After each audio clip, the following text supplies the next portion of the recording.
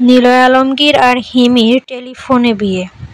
নামটা শুনতেও যেরকম সুন্দর, নাটকটা না অদ্ভুত সুন্দর। ঠিক আছে, এখানে হচ্ছে মানে এক সঙ্গী আর এক সঙ্গী অর্থাৎ লাইফ পার্টনার একে অপরের প্রতি এই বিশ্বাসটা থাকতে হবে এবং সম্মানটা থাকতে হবে।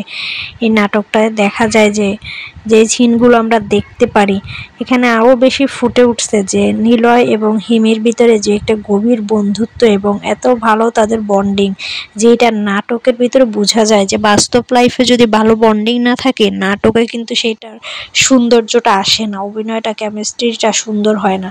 কিন্তু যখনই আমি নিলয় আলমগীর আর হিমির কোনো নাটক দেখি আমার কাছে মনে হয় যে রিয়েল লাইফ হাজব্যান্ড ওয়াইফ এতটাই তাদের ভিতরে বন্ডিং, এতটাই সুন্দর। তাদের এই বন্ধুত্বটা সবসময় থাকুক এবং আমরা অনেক ভালো ভালো নাটক যাতে তাদের মাধ্যমে দেখতে পারি সেই কামনা তাদের জন্য থাকলো।